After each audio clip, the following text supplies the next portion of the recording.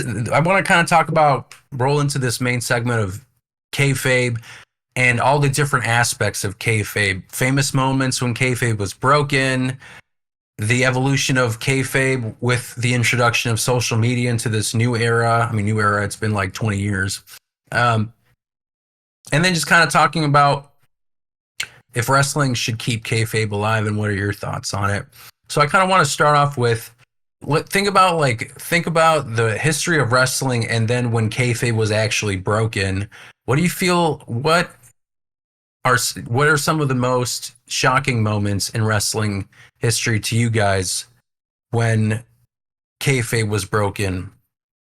And can you think of any? Because I guess I have a couple. I think the biggest one, or one of the original ones, was that curtain call, of course, with Shawn Michaels and Triple H. And I mean, like that was like before social media, before anything. Some dude just had like a Sony hi-fi camcorder in the He audience. snuck it in. Yeah, he got a camcorder in the audience. Man, talk about good luck. How do you sneak that in? Like, yeah, it doesn't fit in your pocket. Cargo shorts. Yeah, like my parents had a Sony camcorder in '98 or whatever. I mean, it's like this big, you know. Yeah, hold on, I got one. Oh, it's Cody Rhodes, blurred, but it's Cody Rhodes. Who's above? Wait, Cody Rhodes and who? The Street Fighter, Bison, right? Yeah, and Bison. It was an AEW thing. Oh, that looks like how do you take this into a? Yeah, exactly. It was exactly like that. How do you put this in your pocket? Like, put it under your shirt. I'm pregnant. And so I mean, like, he must. So I'm happy to see you. Did he upload it to like the internet at the time? Like that was like what, 97? I mean, he must have. But I think the bigger issue then was, I mean, they did it in an arena with thousands of people, and Vince obviously saw it.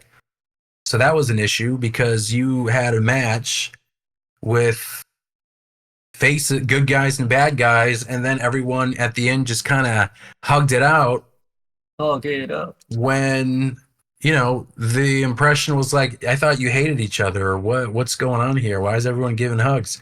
And that's where that problem was with Shawn Michaels. They were like, well, we can't do anything to him because he's our champion, so we have to do it to Triple H. And then he was supposed to win the King of the Ring, I think, and then they basically kind of put him down the card, and that's where Stone Cold Steve Austin won the King of the Ring. So I think that's probably the biggest one and the most recognizable one. But can you guys think of any other like shocking or kayfabe breaking moment? Chris, do you have one?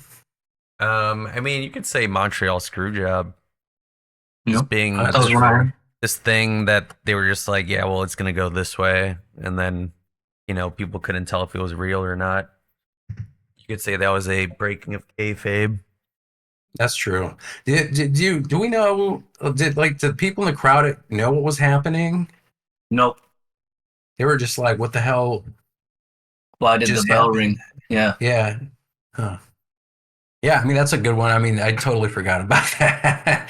Bret Hart's like. Yeah, I mean the spitting, the trashing.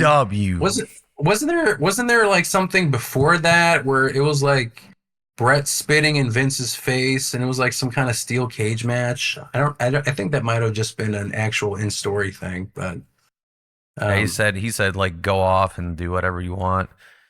This is some bullshit and this and that.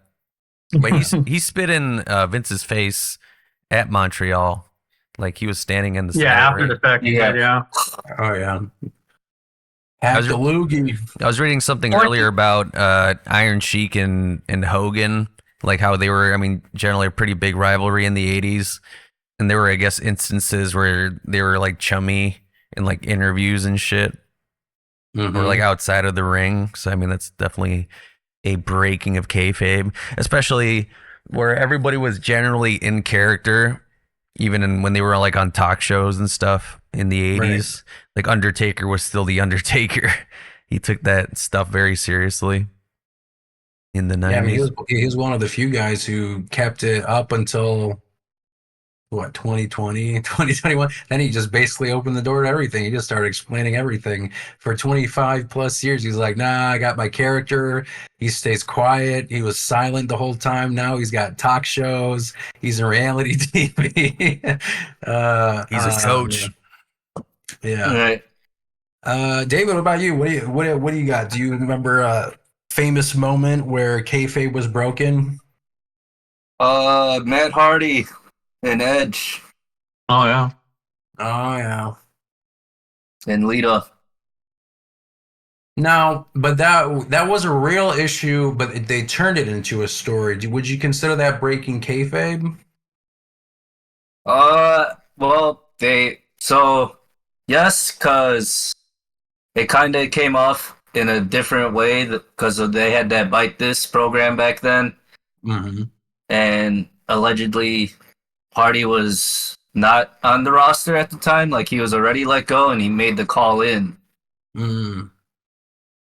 And then when he attacked Edge the first time, like there was this point of belief that he just jumped some security rails and took matters into his own hands. Yeah, I mean, there were. I remember like the interviews they did. Like there was some legit tension there too. Well, I think Matt Hardy meant all that. Yeah, I think he meant all of that in there.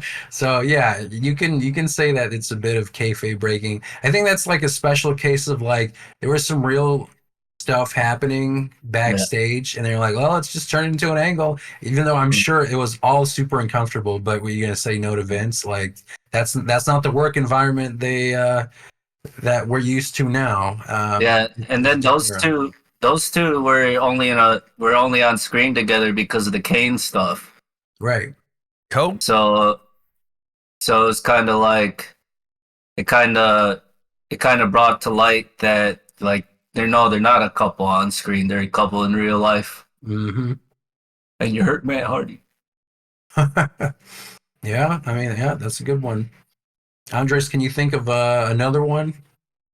It doesn't have to be WWE. It could be AEW, WCW, whatever Hey.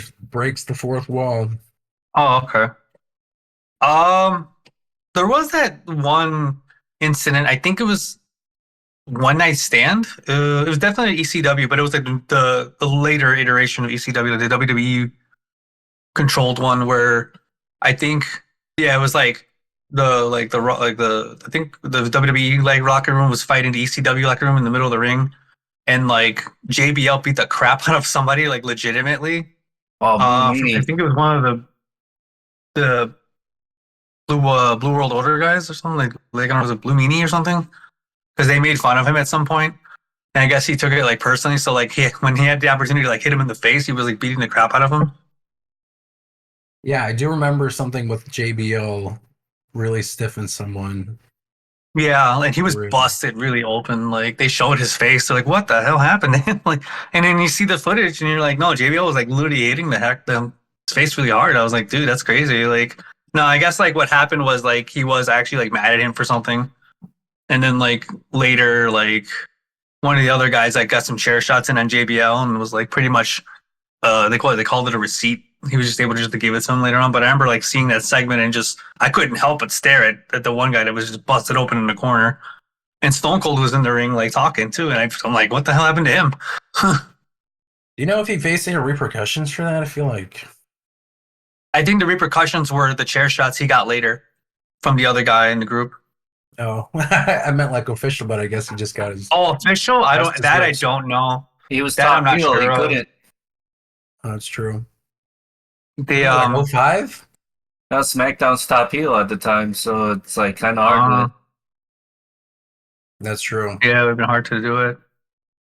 I Yeah, heard I mean- like JBL too was just kind of like a mean guy in general. Not good stories about him. I got another one. Yeah. This Yeah, isn't yeah. CM Punk talking to Triple H. This is Phillip Brooks talking to Paul Levesque. Oh yeah. Do you think you don't think that was part of the story? I mean, it was, but they started to use that element of like reality in their promo work, I think, in that specific era, because the kayfabe thing, like everybody knew that wrestling was fake So I think that in that time period when they were trying to do something different, CM Punk more specifically kind of like started to mend or meld reality with wrestling, so you couldn't really tell again, which then made it kayfabe. So it's this weird thing, you know? Yeah. CM Punk at All Out. Yeah. The press conference. Yeah, I mean that was Man, that yep, was yep. That's kayfabe. Remember, we were watching that, and I remember we were Real both like, time. "Yo, like, crashing out. what's going on?" Empty-headed dumb fuck. or CM Punk at All In, Man. Oh, whether yeah. it's in or it's out. All in, all out, shake it all about. CM Punk, controversial man. Rio Glass, Crimea River. Yeah, I mean that's another one. Kayfabe breaking. Oh yeah, and then that CCTV Oh footage. yeah, yeah. I mean that. Yeah, it's like actual real backstage footage that was not scripted, and then they used it as part of a kayfabe angle. Some clickbait. Whoa. Just super. That's the evolution of kayfabe, I guess, in 2024, 2025. I remember it was like Gail Kim. I think it might have been in the second half, like her second time in WWE. She might have been part of the Rumble, and like I think she was just upset in her career and how they were basically treating her. And I think she was on her way out, so she legit just like showed up and then just eliminated herself over the top rope and then just left. Like that was kayfabe breaking. She just like, screw this, I'm leaving. Another one, I guess. I mean, is it kayfabe or is it just a bad situation with? Is it Victory Road with Sting and Jeff Hardy? That's a Is it, terrible no, situation. is it Bound for Glory? What was the pay-per-view? Victory Road. Yeah. Bound for Glory? No, Victory Road. Victory Road. So I mean, is that? Do you think is it kayfabe? Like I feel like I'm wrestling with some of these terms because it's not like they're are they Well, breaking kayfabe? Bischoff had to go out there and make a call. Yeah, I mean, because So I feel like they were, because like Bischoff legit had to go out there and be like, "You're fucking high out of your mind, dude. Take the pin. This is over." Exactly. Ended in minutes. Vato Sting.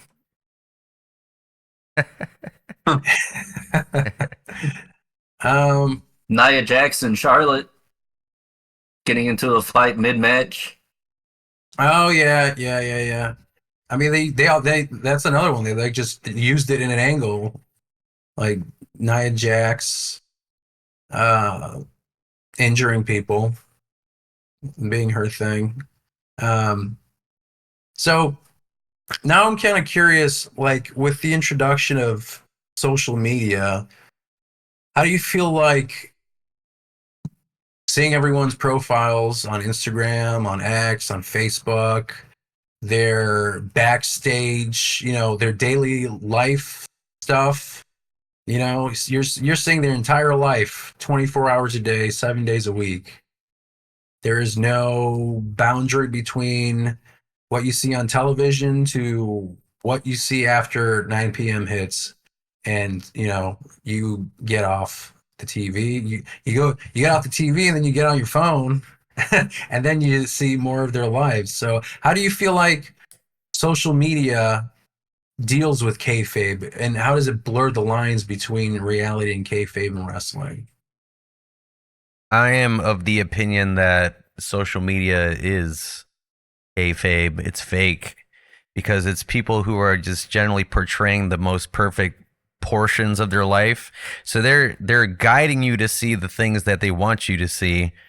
So I would say, which is kayfabe. So you're not seeing literally every single waking moment of their life. They're only showing you what they want you to see, which would be kayfabe. Right? So it's still kayfabe. It's just like a newer, an evolved version of what we understood as kayfabe within wrestling. It's like social media is just an extension of how wrestlers, 'cause, I mean, you look at these wrestlers who are just commenting on Instagram on some other wrestler, and they're still in character technically as they're commenting on something more or less, like talking shit or something like that. It's just evolved, I think. So, but because like everybody's on social media, it's like this kind of like it feels real because we're also on the same platform, so it feels like it's this separate thing. But not to make it too cerebral, but like I would still say that social media itself is this kayfabe thing for everybody. You know, you're just kind of putting things you want people to see, so it's not true reality. Yeah, I mean, yes. I mean, like the big picture, I would say yes, but I still think that wrestlers, depending on which wrestler it is, use it differently, and it's not all like kayfabe across the board because there have been. I mean, there's think of all the feuds and the drama that dirt sheets get, and the stories you hear. And then you have wrestlers who comment on specific things like backstage issues, you know, issues with story and creative, like openly acknowledging, you know, I'm not getting booked. I don't know what happened in the story. Like they're using these kinds of terms on social media, whereas, in the 90s or even early 2000s, it was very restricted because that I feel like that's more controlled because what you see and what you get is what's broadcast on a television show, and it's producers and people who show you what you want to see, and the talent has no control over it when they get off the show. You know what I mean? Like there's not an extra avenue where they could be like, talking crap about Vince McMahon or whatever they're booking and that kind of stuff, because shows and TV wouldn't allow it. You have to talk to the right people to get on TV or on a screen. You know what I mean? True. So to that extent, I disagree. Like, for example, think about like the Undertaker or even the White Six. Those kinds of characters, can the White Six just go on Instagram and just like, hey y'all, Yeah, Whataburger. I'm Bray Wyatt, like we just murdered somebody, that like they can't do that on social media, right? Like they don't do that. Well, they're a very specific kind of character, but Well, let's talk about like those kinds of characters, and there used to be an era entirely of Kanes and Undertakers, people who were talking to heads, Mankind with the Mask, can those kinds of characters, like, don't you feel like social media can you have those kinds of characters exist now? I mean, you have the White Six, I guess, but I don't know. Don't you feel like the social media, that kind of aspect, kind of blurs that line, kind of makes it more obvious?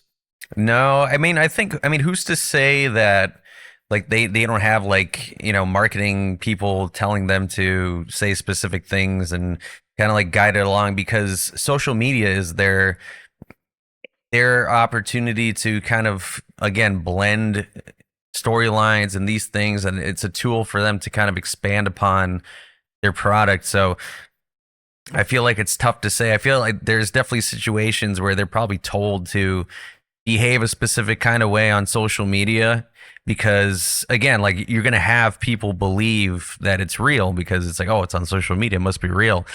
But it could be an instance that it's, part of a, always at a work or a shoot, because they know what kind of fans are online, right, on social media, on Twitter. So I feel like they play into that, so they could be, is it a work or a shoot, brother, like that kind of thing. So You working or you shooting? right. I mean, it might seem obvious with like certain things, like, oh, they're, yeah, sure, out and about, I'm in a restaurant, here's a picture of me here and there, but there's still a crossover where they'll do stuff like that, like some day-to-day slice of life stuff, but then they'll do a picture or a promo or a video of something that expands upon what they just did on Monday Night Raw or SmackDown or Dynamite or whatever. Like Tony Storm, for instance. Or after the Wyatt Six unalived Gable, they took a picture with a fan at Whataburger. Yeah. Oh yeah. Like Yeah. they just unalived everybody and the show cut off, and then That's funny. they See, got that's a famous moment of breaking kayfabe. they like got a the- double burger and some fries. They just got away with murder. They're taking a Yeah. picture. Yeah, they weren't even wanted. Like they could have just easily been all arrested at Whataburger, you know, there in San Antonio or Corpus Christi, Texas. Yeah. I remember too. What Ziggler like pretty much got in trouble for kind of talking about the booking or whatever. I remember like because after he did that, I remember like he kind of got held back for like probably pretty much the entirety that he was left in WWE. Forgot what he said, but he was like the world champion for a little while, and then after he lost it, he never regained it again. But I kept hearing that it was because of what he was saying on Twitter and stuff like that, how he didn't like the booking and how he wanted to have another title shot and he wasn't getting one. And obviously there's a clause too, I'm sure, everyone's contracts of what you can and cannot do because you are an employee of the company and you're representing WWE. So, you know, I'm sure, you know, he was breaking those rules doing that. He's also super concussion heavy in a time when they were making sure that concussion protocol was taken super serious. Mm-hmm. Chris Benoit broke kayfabe, bro. Oh man. I mean, kind of, not really. I mean, he just didn't show really? up to his match. He didn't show up You to said work. he said he was a crippled That's not breaking crossface. kayfabe. Yeah, he didn't break kayfabe. Or I guess you could throw He never had a MJF. chance to because he was unalive. He never had a chance to break kayfabe. Man. MJF cutting that promo. Oh, Tony Khan. yeah. I feel like, I mean, he was probably still in character though. You think he was just going off the cuff? I think Tony Khan just told him, "Let me have it." I wouldn't call that breaking kayfabe. Yeah. So like that's just my thing. I don't think you can use, if it's on a microphone and it's produced and on TV. I wouldn't consider that necessarily breaking kayfabe. You know, like especially like for example, like the Punk pipe bomb. It looks like kayfabe breaking, but it was an angle in a story. You know, The scrum was not. the scrum was not. See, exactly. There's a difference. There's a difference because you could see Tony Khan being super uncomfortable sitting next to him, and he's just going off on the guys in the back. And then you see Jericho come out to Khan later on, and he's like, "There was a fight." Right, exactly. That is kayfabe. That's a difference. Hulk Hogan got a 10-inch dong. Terry Bollea don't. Kayfabe, bro.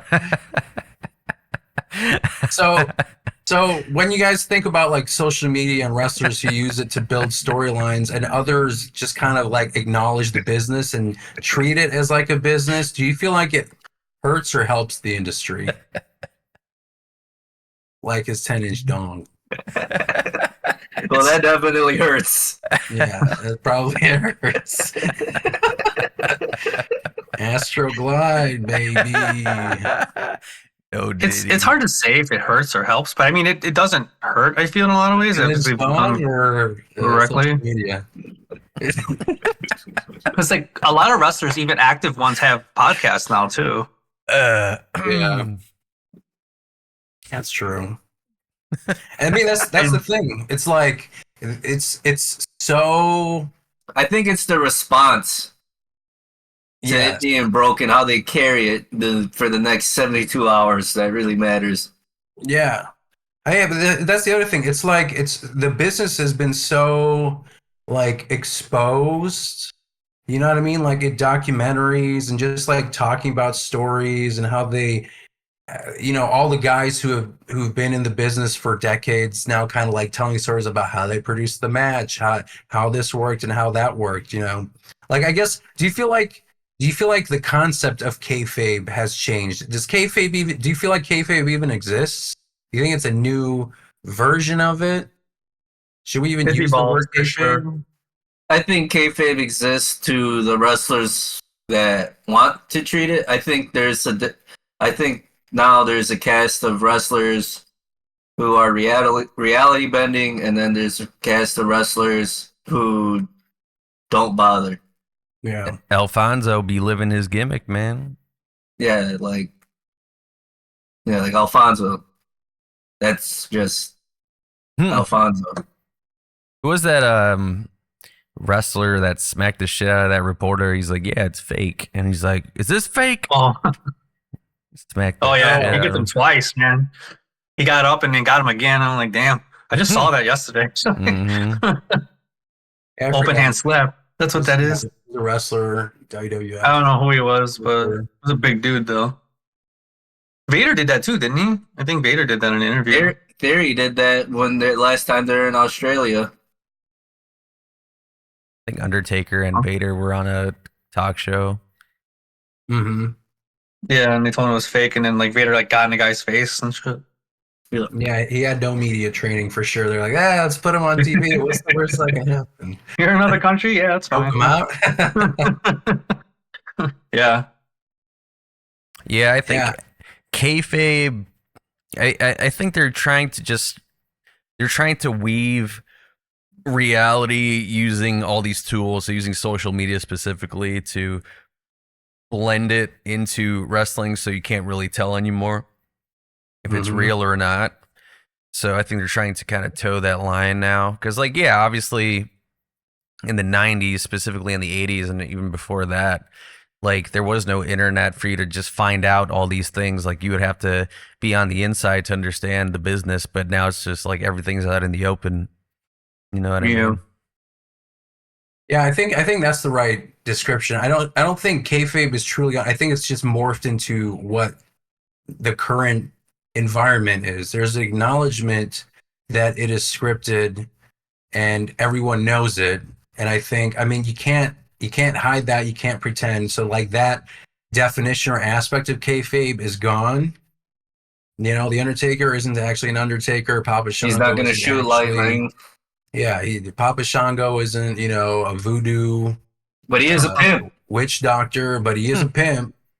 Oh, You know, he has a right. whole train. I mean, maybe he's got a whole train, but Nah, character. Um, so there's this acknowledgement that these characters aren't real. But I do think, Chris, to your point, and I think this is where the kayfabe exists in a new version or new reality, is that blending of reality with story in social media, and you don't know what things are real and what isn't real. Like the We Want Cody stuff, probably real. They pivoted and went in this specific direction. Like his actual feelings about it when he's tweeting about it, which stuff is real, which stuff is part of the story. Maybe it's a bit of both. Same thing with like people who have contract issues or disputes. Are they actually being upset, or is it part of the storyline? I think there are plenty of stories where it's legit real like issues AEW. with booking. Yeah, with AEW. All the stories you hear about, either not getting a spot, or this person getting paid more than I do, or if there are backstage brawls and that kind of thing. My boss didn't Probably, know I was injured. yeah, probably a lot of it is real, and then there are certain instances where it's not. I mean, think about the other thing with what WWE did with Kevin Owens and Cody Rhodes. Like there wasn't an officially produced backstage segment where they were like brawling in front of Cody's bus, but they positioned it in a way where it was outside, and then you had fans go out and like record it on their cameras. So like social media is also being used as this tool to accelerate stories and keep kayfabe alive in a new reality. So I do agree with that. Did you what in terms of social media though, and kayfabe being broken? Can you think of any examples of that where social media actually broke kayfabe and it was actually like legit, like you know, we're having problems. And I mentioned, I alluded to some things like the AEW and issues and that kind of stuff. What comes to mind for you guys when it comes to like social media kayfabe breaking moments? Because I think there are a lot. There's a lot of them, like tweets, drunk TikToks of complaining or whatever. Like, I feel like we see a lot of that stuff. I Ryback think, saga. yeah. I mean, Yeah. there you go, the Ryback saga. Yeah, I was gonna say I think like with Punk's Cabana podcast, Oh yeah, it yeah, was like oh shit, all that happened. yeah. Like all that happens. Like I think that was one where that was like really eye opening to me of just like the whole process of how Mm-hmm. and the why, because it's just like I also wasn't watching wrestling during that time. Like I coincident my first day back was Punk's last day. Like I remember watching that Rumble, and then the Oh next yeah, day, yeah, and then the next day they're like, "Oh yeah, he walked out yeah. at 6:45." Yeah, and I think AJ Lee still. I think she's still stuck around for the year, and then she Yeah, left in 2015. I think that's what it was. But yeah, yeah. I mean, that's a good one. I will say social media, but yeah, also like podcasts, Spotify, YouTube, SiriusXM, whatever.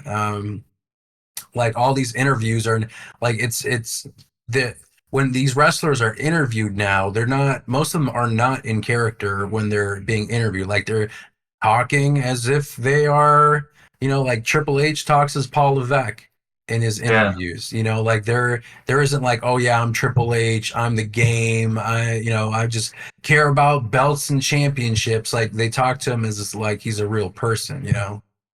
Like again, like the Undertaker.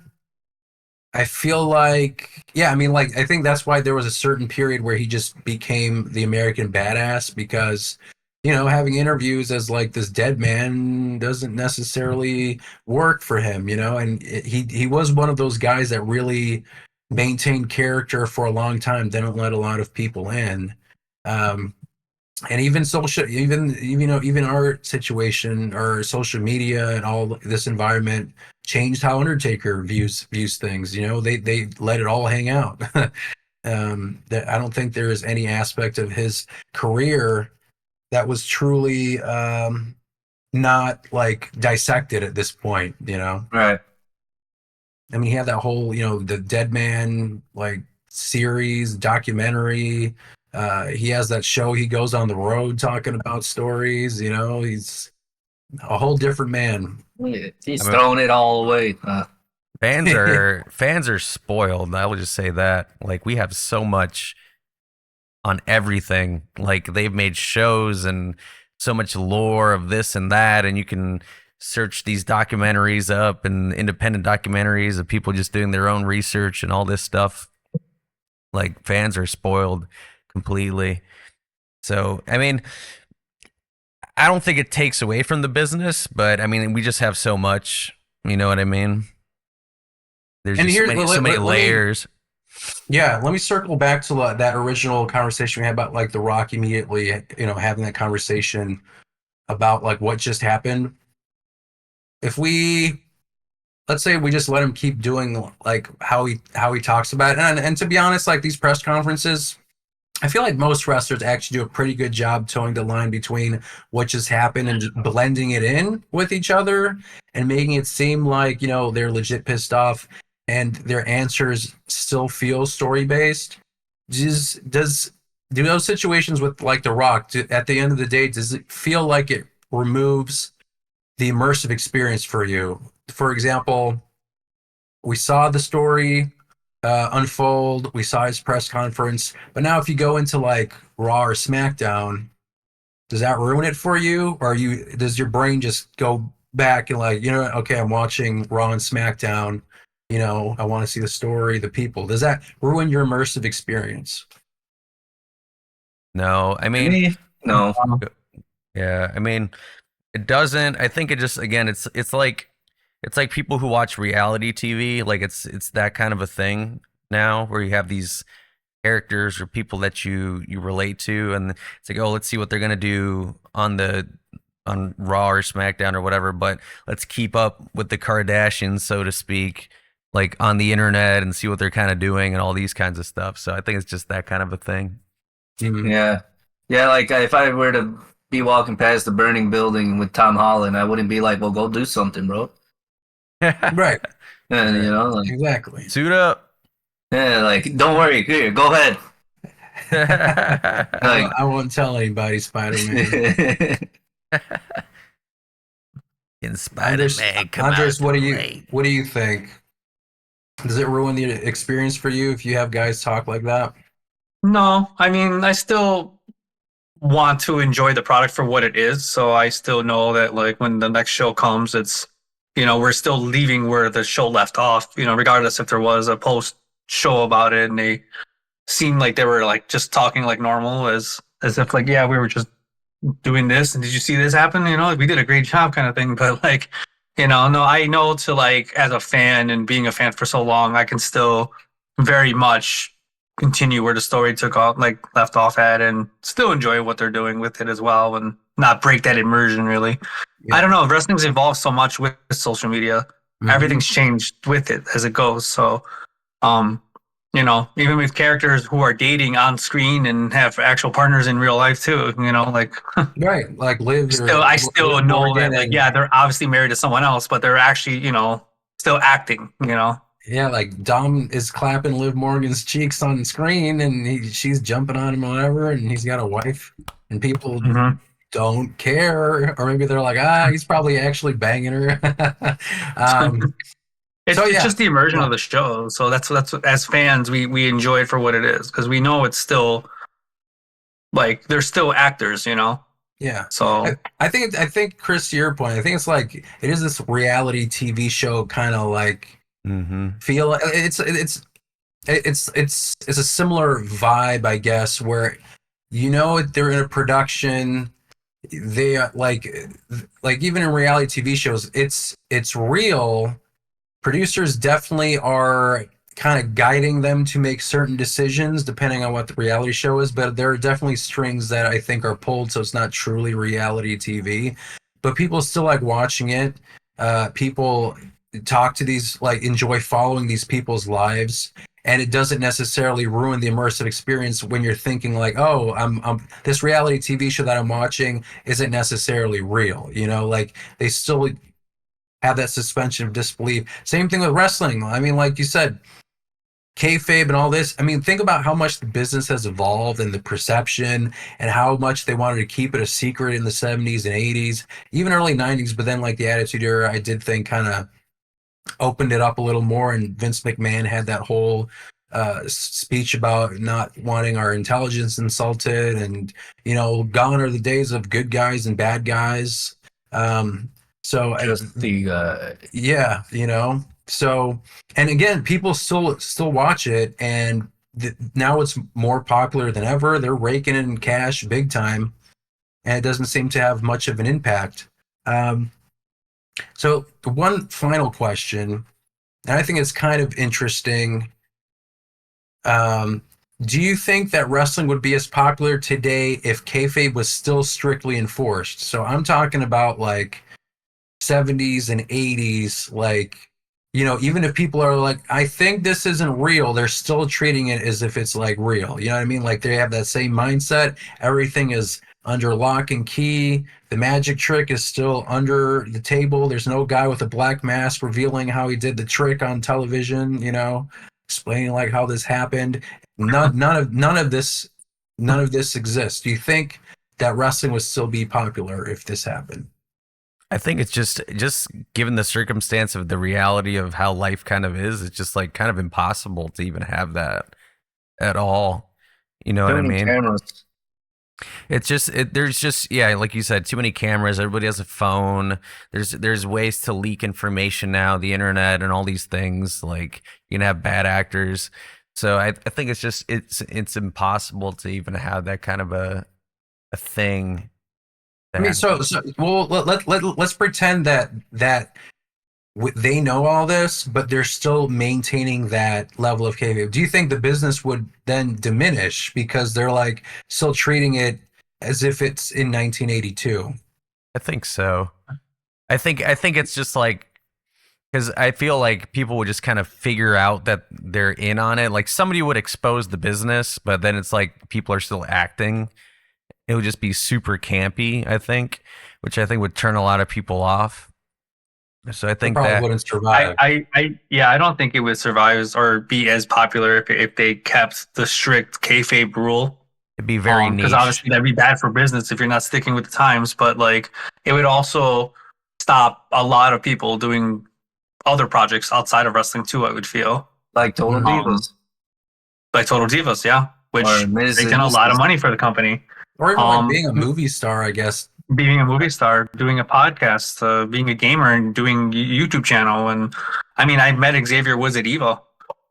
He was like live streaming it, like it takes away their own personality as a person outside of it. And it's like, no, we're strictly this person and that's it. No, I don't think wrestling, or at least, wrestling as a whole would really do as well if they kept everything so secretive still. And considering how much the internet like has so much info now and everything, and there's cameras everywhere too. But I mean, if we took that away, I don't think wrestling would do too well staying strictly that. It'd be super Personally, niche. I don't think. It would It'd be super niche. It would not be the phenomenon it is. It'd be something that like very specific nerds would like, but it would be nowhere near like a pop cultural thing that it's become. Like Absolutely. being under the same umbrella as like a UFC, basically. Like it would be, Dungeons and Dragons or something. Dungeons and Dragons, or a TNA level of success, I guess, if you want to go that route. But yeah, I think so. What do you think about?